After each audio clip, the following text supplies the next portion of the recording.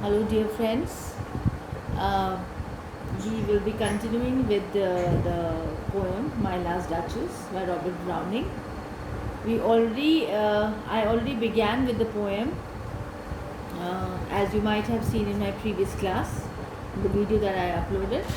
And let's continue with what exactly we stopped at the place where the messenger had brought the proposal of his count's daughter for the duke, and the duke is here talking about his last wife, that is the duchess, and because she's dead, so he's just pointing towards a portrait that is painted and is hanging on the wall, and he is basically talking to the messenger, and he's just trying to exhibit the kind of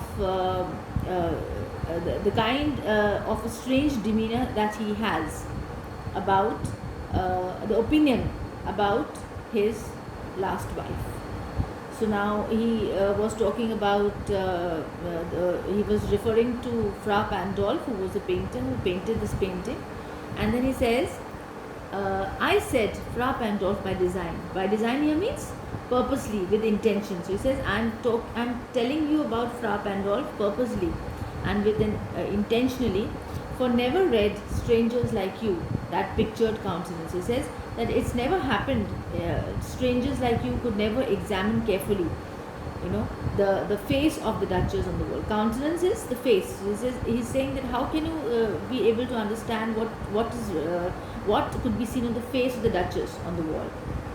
The depth and passion of its earnest glance, but to myself they turned, since none puts by the curtain I have drawn for you but I. So now see what's going on in the mind of the duke. He's saying to the messenger that you just have a look at the face of the duchess, which is painted in this portrait on the wall, and he says the depth and the passion of its earnest glance. He says the deep and the strong feelings of the sincere look in the eyes of the duchess. He says just have a look at her, see the passion and the strong feelings the strong feelings that are being exhibited through the eyes of the duchess.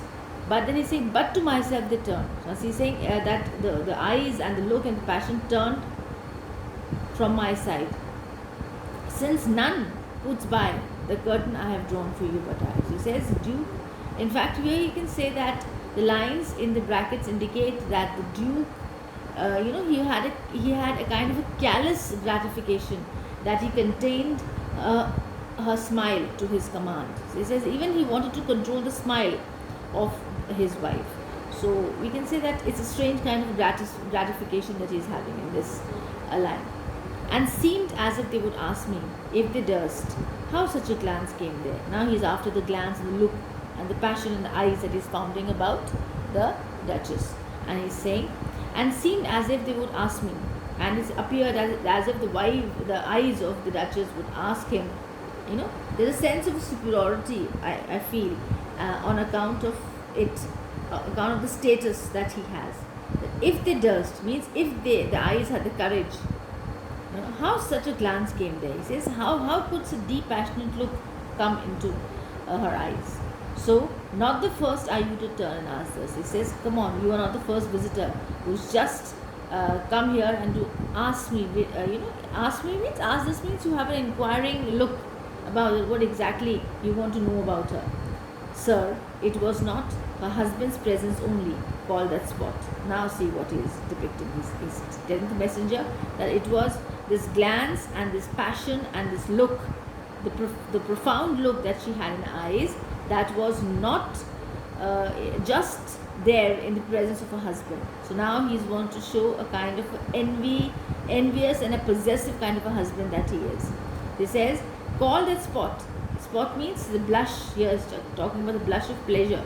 He's saying the blush of joy into the duchess' cheeks. So he says, see the blush and the smile, pleasure of joy or the smile that you can see in the duchess' cheek. Perhaps Fra Pandolf chanced to say, says probably it could happen. It might have happened that the painter Fra Pandolf had happened by chance. He could say that her mantle laps over my lady's wrist too much.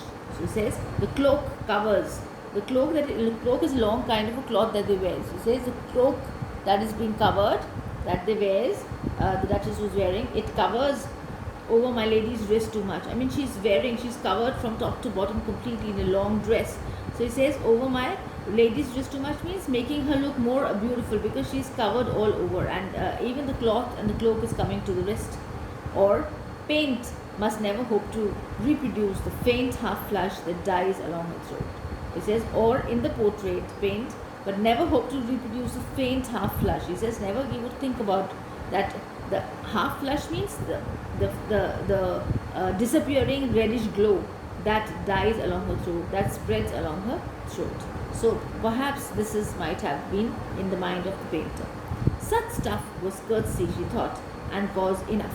So now he's remarking that when the Duchess is smiling at everybody, it's a sign of courtesy and manners and etiquettes.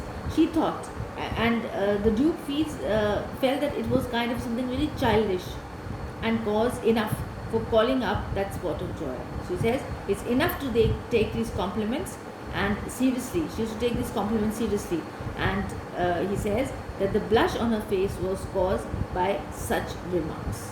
So this is what was the problem that the Duke found in the Duchess. So here, every now and then we can say at every point he is pointing out towards the childishness, the frivolity, and the stupidity of the last Duchess.